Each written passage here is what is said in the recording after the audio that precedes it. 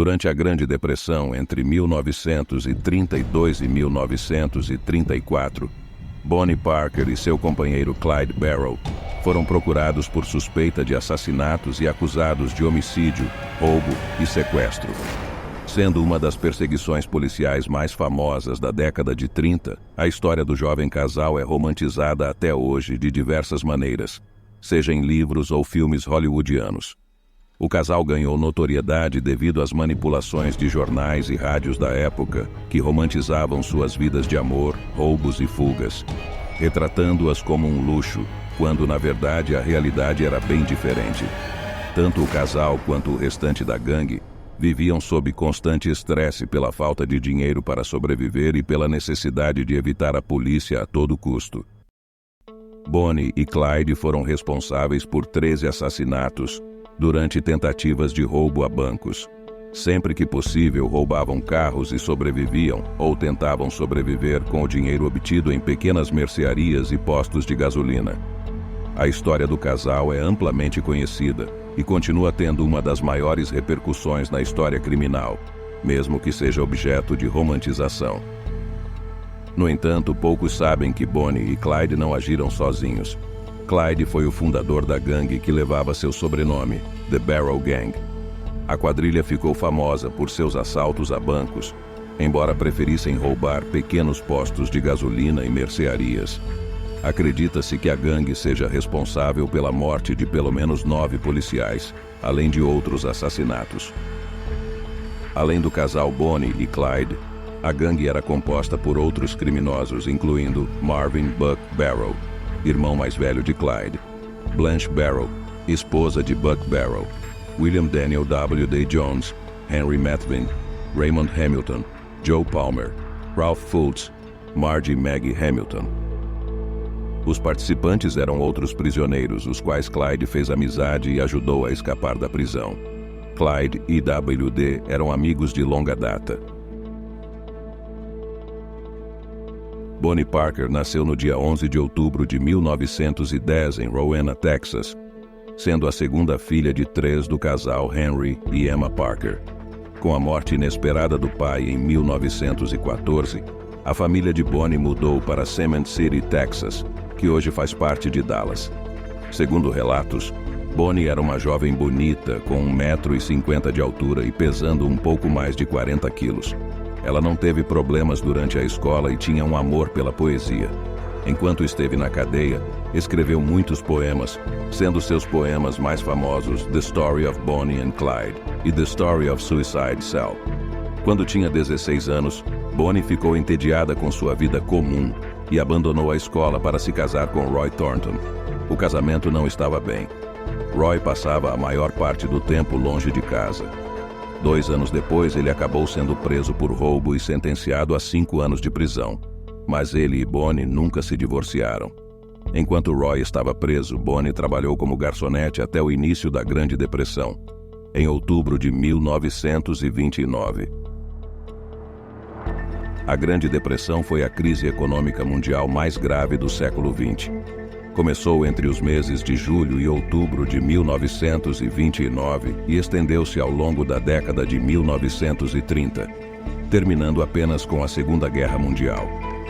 É considerada o pior e mais longo período de recessão econômica do século XX, causando grandes taxas de desemprego, quedas drásticas do produto interno bruto de diversos países, queda na produção industrial, preços de ações e em todo o medidor de atividade econômica em vários países. Clyde Barrow nasceu em 24 de março de 1909, em Tellico, Texas, sendo a 6ª criança de 8 filhos de Henry e Cami Barrow. Seus pais eram fazendeiros e enfrentavam dificuldades financeiras para alimentar toda a família, o que levou a enviar alguns dos filhos para viver com parentes por alguns meses.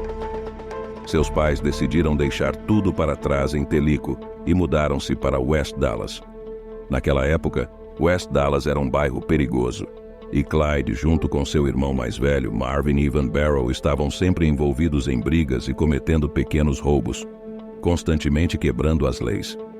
Clyde tinha 1,70 m de altura e pesava 58 quilos. Antes de conhecer Bonnie, Clyde teve 2 namoradas, Anne e Gladys, mas nunca se casou.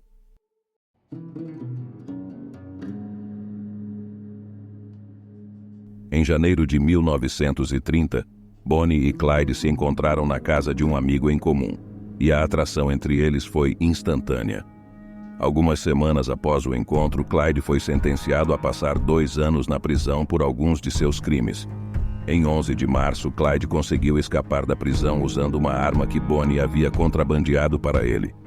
Mas uma semana depois, ele foi recapturado e sentenciado a cumprir 14 anos na Eastham Prison Farm, perto de Weldon, Texas. Clyde chegou à prisão de Eastham em 21 de abril. A vida lá era insuportável, e ele começou a se desesperar por uma forma de sair. Com a esperança de que um problema físico o ajudasse a ser transferido, ele pediu a um colega prisioneiro que cortasse seus dedos do pé com um machado. No entanto, isso não foi suficiente para obter a transferência desejada, embora tenha conseguido um adiantamento em sua condicional. Em 2 de fevereiro de 1932, Clyde foi libertado de Eastham usando muletas e afirmou que preferia morrer a voltar para aquela prisão. A melhor maneira de evitar a prisão de Eastham era levar uma vida simples e limpa. Contudo, na época da Grande Depressão, empregos eram difíceis de conseguir, e a falta de 2 dedos do pé tornava ainda mais complicado para Clyde obter um trabalho, o que o levou a retornar ao caminho dos roubos. Logo após sair da prisão, Clyde cometeu um dos primeiros roubos, e Bonnie o acompanhou. O plano era assaltar uma loja de ferragens.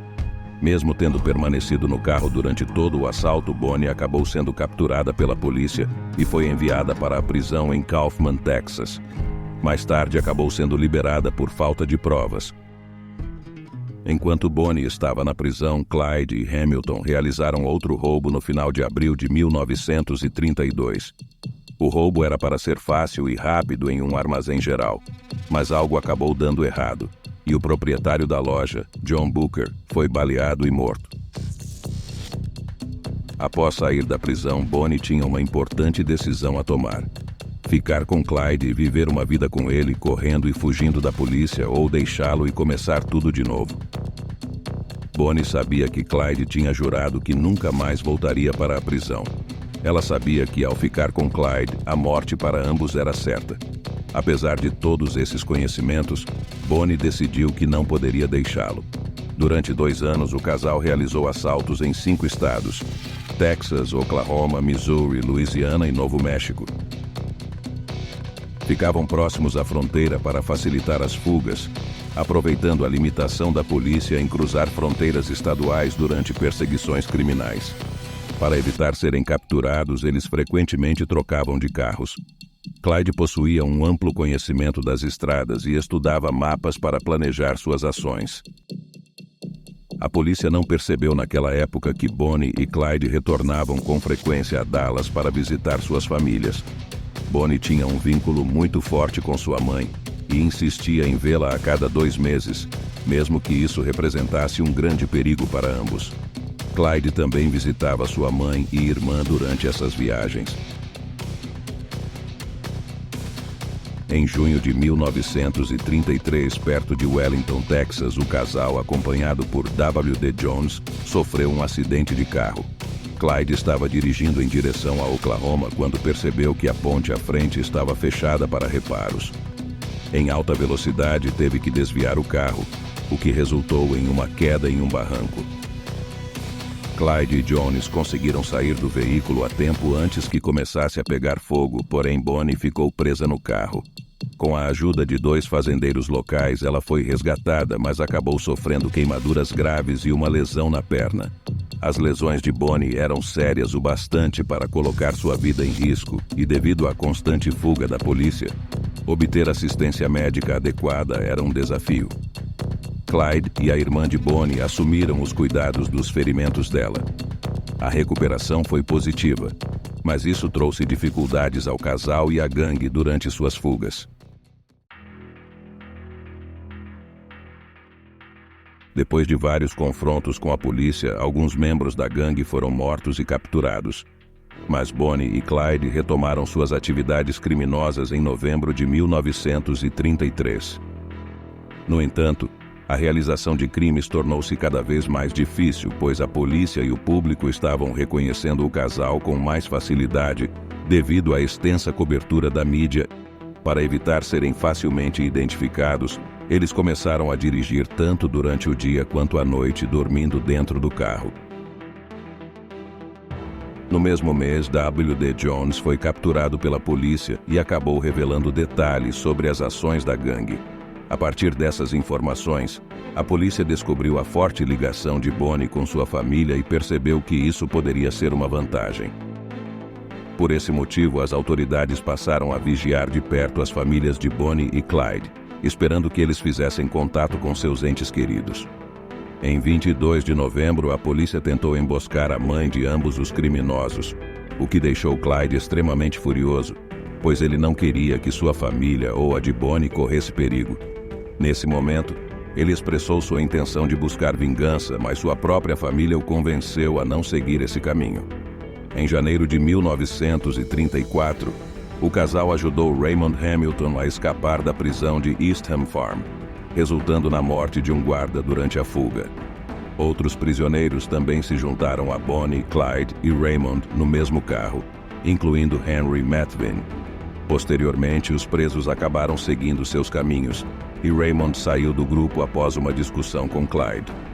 No entanto, Bonnie e Clyde continuaram a cometer crimes ao lado de Henry. Consciente da relação próxima dos criminosos com suas famílias, a polícia planejou outra emboscada. Sabendo que o trio planejava visitar o pai de Henry, Iverson Methvin, em maio de 1934, as autoridades perceberam que esse seria o momento ideal para montar a armadilha. Com o conhecimento de que Henry se separou do casal, eles decidiram montar a emboscada na estrada que Bonnie e Clyde usariam para viajar, acreditando que retornariam à fazenda de seu pai para buscá-lo. Em 23 de maio, por volta das 9h15, ao avistar o caminhão estrategicamente posicionado na estrada 154 entre Sayles e Gippsland, Louisiana, Clyde reduziu a velocidade do Ford que eles estavam dirigindo. Nesse momento, os 6 policiais emboscados abriram fogo contra o veículo do casal, surpreendendo-os completamente, já que não tinham conhecimento da armadilha preparada pela polícia. Diante da súbita e intensa rajada de tiros, Bonnie e Clyde não tiveram tempo suficiente para reagir, e mais de 100 tiros foram disparados contra eles. Os corpos do casal acabaram voltando para Dallas e foram colocados à vista para o público. Multidões se reuniram para ver os corpos do famoso casal. Bonnie sempre havia pedido para que ela e Clyde fossem enterrados juntos, mas eles foram enterrados separadamente em 2 cemitérios diferentes de acordo com suas famílias.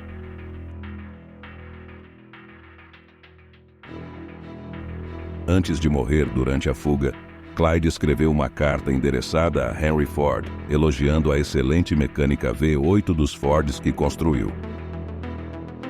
Tulsa, Oklahoma, 10 de abril. Sr. Henry Ford, Detroit, Michigan. Prezado senhor, enquanto ainda tenho ar em meus pulmões, escrevo para dizer que carro elegante o senhor construiu. Tenho dirigido exclusivamente Fords quando consigo roubar um. Para manter a velocidade e a liberdade longe de problemas, o Ford deixa os outros carros para trás.